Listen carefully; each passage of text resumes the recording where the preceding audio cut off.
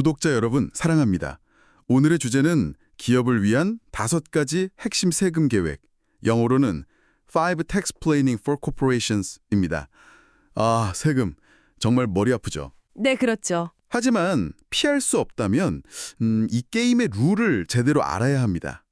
오늘 기업의 세금 부담을 합법적으로 또 극적으로 줄일 수 있는 그 5가지 핵심 전략 한번 제대로 파헤쳐 보겠습니다. 네, 아마 생각지도 못한 부분에서 절세 기회를 딱 발견하실 수도 있어요. 맞습니다. 이게 단순히 세금을 그냥 내는 문제가 아니고요. 전략적인 세금 계획을 통해서 기업의 재무 건전성, 이걸 높이고 또 성장을 위한 실탄, 그러니까 현금 흐름 확보에 정말 중요하거든요. 그렇죠. 실탄 확보. 네, 오늘 그 구체적인 방법 5가지 자세히 좀 살펴보겠습니다. 좋습니다. 그럼 첫 번째 전략부터 바로 가볼까요? 타이밍. 그러니까 시점 조절 전략. 세금 내는 시점, 비용 공제 시점, 이걸 잘 활용하는 게 중요하다. 이런 말씀이시죠. 네, 정확합니다. 여기서 핵심 개념이 present value라고요? 현재 가치. 네, 맞아요. 모든 게 이 프레젠트 밸류, 현재 가치 개념으로 돌아갑니다. 세금 때문에 나가는 돈, 그 현금 지출의 현재 가치는 최대한 낮추고요. 반대로 세금 절감 혜택의 현재 가치는 최대한 높이는 게 목표죠.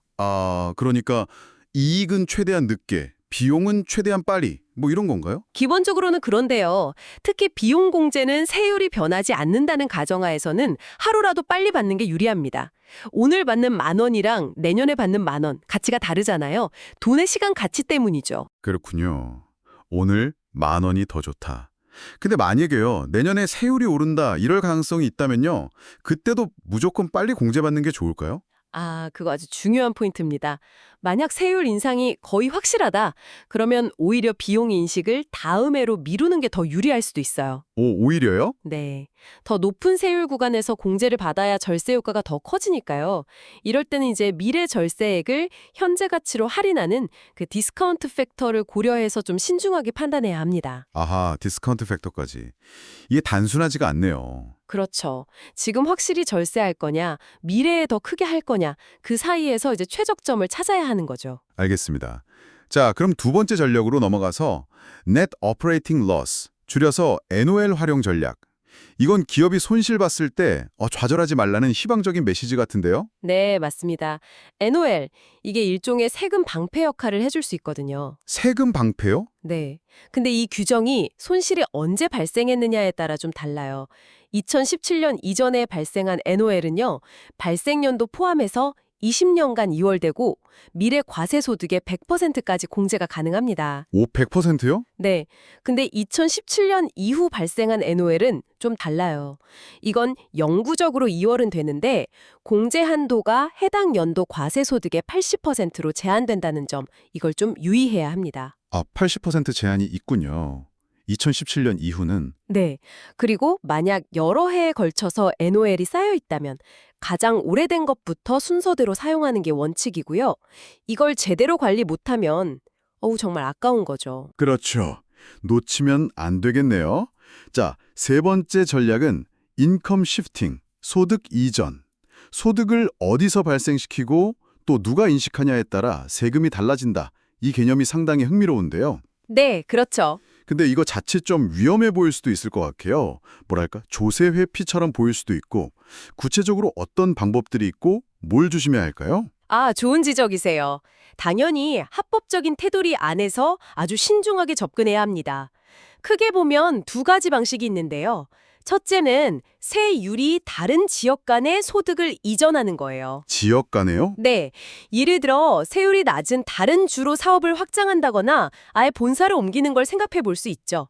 물론 이건 세금 문제뿐만이 아니라 사업적인 타당성 검토가 반드시 먼저 이루어져야 하고요. 당연하죠. 사업이 먼저죠. 그렇죠. 둘째는 법인하고 소유주 간의 거래를 활용하는 겁니다. 예를 들면 주주인 임원에게 합리적인 수준의 급여를 지급하거나 주주 개인 소유 자산을 법인에 임대해주고 적정한 임차료를 받는 거죠. 사장님 건물을 회사에 세를 준다거나. 네, 맞아요. 아니면 주주로부터 자금을 빌리고 이자를 지급하는 방식도 있고요.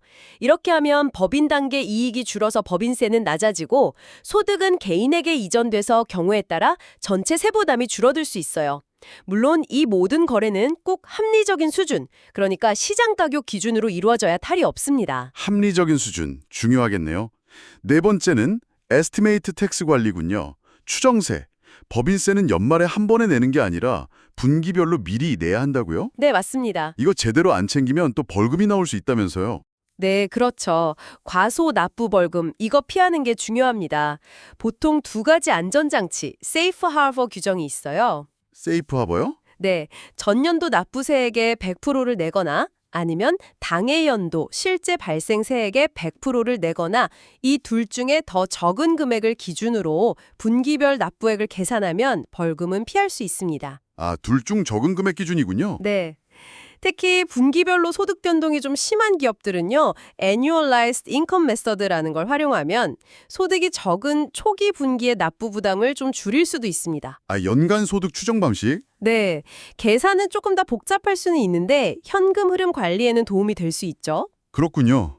자, 이렇게 5가지나 되는 다양한 절세 전략들을 살펴봤는데 사실 현실적으로 모든 기업이 이걸 다 마음껏 쓸 수 있는 건 아니겠죠? 분명 한계점도 있을 것 같아요. 당연합니다. 예를 들어서 아까 말씀드린 NOL, 이게 활용할 게 아예 없다면 NOL 전략은 그냥 그림의 떡이죠. 그렇죠. 손실이 없는데 쓸 수는 없으니까. 네, 또 계약 조건이라든지 아니면 사업 운영상 어쩔 수 없이 소득이나 비용 발생 시점을 마음대로 조절하기 어려운 경우도 많고요. 그리고 무엇보다 중요한 건 세금 절감 효과만 너무 쫓다가 더 큰 걸 놓치면 안 된다는 거예요. 아, 더 큰 거라면요?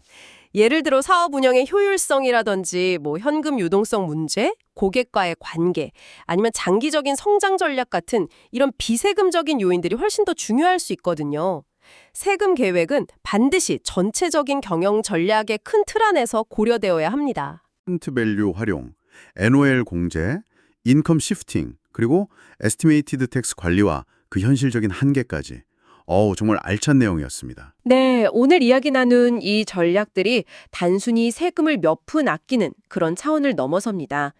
기업의 가용 현금 흐름을 개선시키고 또 그 여력으로 미래를 위한 재투자를 가능하게 하니까요. 결국 장기적인 성장을 이끄는 중요한 도구가 될 수 있는 거죠. 맞습니다.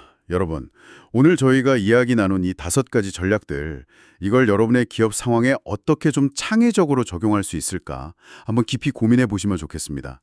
단순히 비용 줄이는 걸 넘어서요.